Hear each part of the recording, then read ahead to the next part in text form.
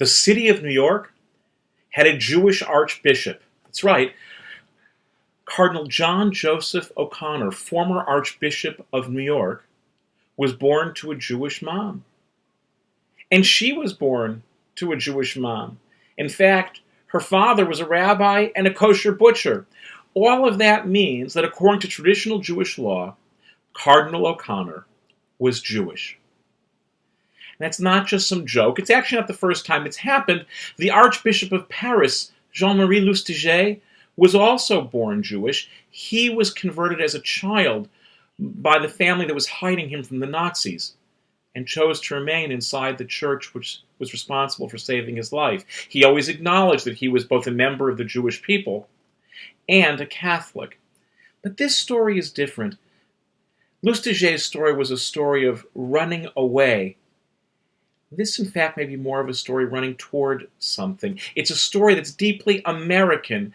There's no anti-Semitism involved. There's no hatred involved. There's no seeking refuge. It is simply the story of being Jewish and then becoming Catholic. And even the cardinal's sister, who is still alive, Mary O'Connor Ward Donegan, claims her Jewishness. Not, by the way, it seems, at the expense of claiming her Catholicness. Now, I get it. All these stories of being both are tempting and maybe a little too easy. Because, of course, what does it mean to be Catholic and Jewish? One could argue you're actually neither. If you're both, you're in fact something new. And I get all of those cautions, and I embrace them.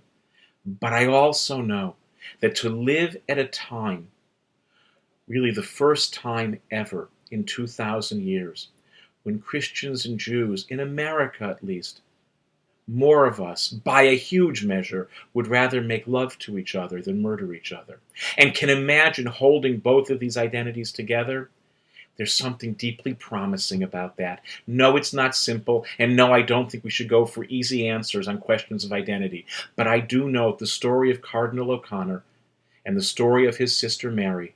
These are stories that invite us to open our hearts and minds to new ways of thinking about who we are.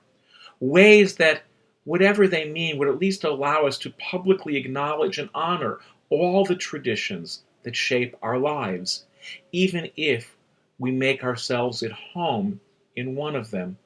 Imagine that our identities are like a house, and a house with many rooms. We may choose to live in one of those rooms, but all of them together make up the home that we live in. The truth is, we have this notion politically. When countries have really great relations, you can be a dual citizen. I understand that religious categories are different than national categories, and not. I don't know what dual citizenship in multiple faith traditions looks like exactly. I actually don't believe the people who say they do really do either. But I do know that in the same way, dual citizenship is a category countries wrestle with when they know there are deep connections between those two nations, and they know that you can be a good citizen of more than one.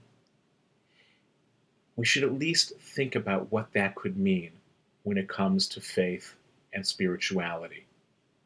What would dual citizenship look like? I don't know. Are we creating something new? Probably. But whatever the conclusions we reach are, the opening of hearts and minds to these stories will actually do us all a lot of good.